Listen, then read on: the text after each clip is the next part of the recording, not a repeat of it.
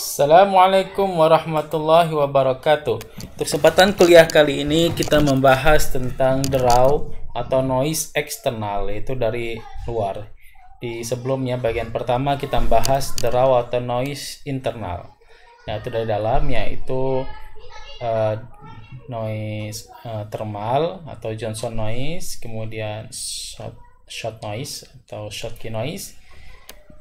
Yang ketiga, flicker noise atau kontak noise. Ini adalah kuliah sistem instrumentasi kelas RA tahun 2020. Slide ini dimodifikasi dari kuliah Pak Hiwaldi. Seperti biasa, bagian noise eksternal ini akan dibagi menjadi beberapa video. Diusahakan sekitar per 5 menit.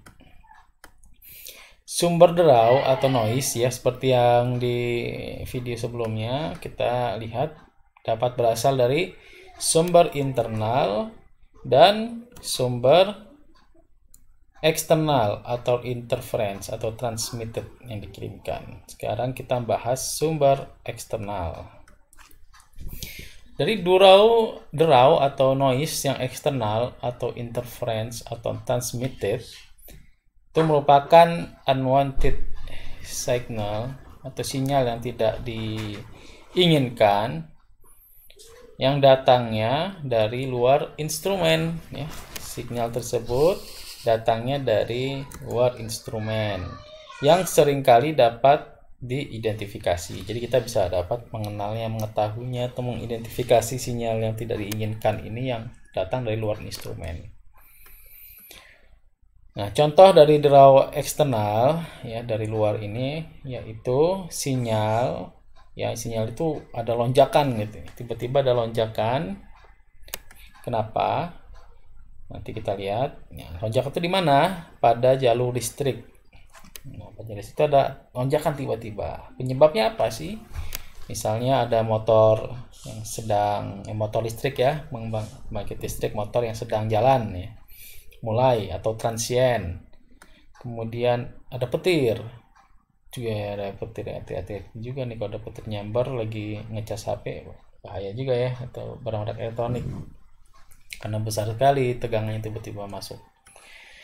Kemudian dekat dengan perangkat pemancar radio, ya, karena dia ada sinyal atau pemancar radio elektromagnetik, jadi bisa menginduksi menjadi listrik. Tiba-tiba ada tambahan listrik, tegangan listriknya tiba-tiba bertambah gitu.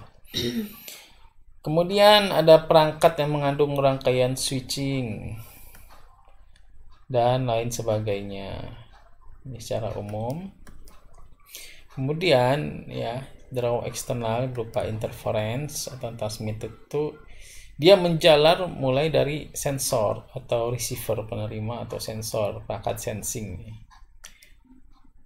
hingga rangkaian interface atau elektronik, mulai dari rangkaian sensor menuju rangkaian interface atau elektronik, kadang sampai ke bagian output, keluarannya, ya, pembacaannya, ya. Jadi dari sinyal masuk sensornya di elektroniknya, dan ketika display mulai ada interferensi, banyak interferensi di mana-mana. Kalau di telekomunikasi itu interferensi biasanya dari antena yang lain, ya, pemancar yang lain yang berdekatan atau yang menuju sinyal receiver yang sama misalnya. Jadi atau self interference kalau telekomunikasi. Kemudian karena itu seringkali diistilahkan sinyal interferensi ini dengan transmitted signal. Jadi draw karena interference atau karena transmitted. Draw eksternal ini karena interference atau karena transmitted.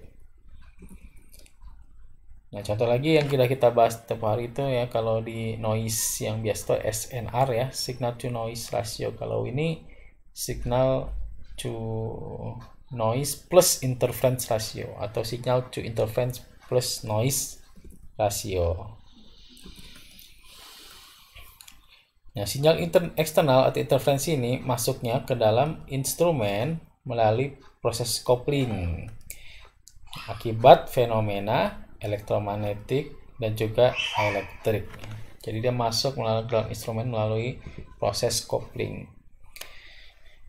Jadi fenomena elektromagnetik, elektrik, terjadi induksi, jadi ada tegangan tiba-tiba. Oke.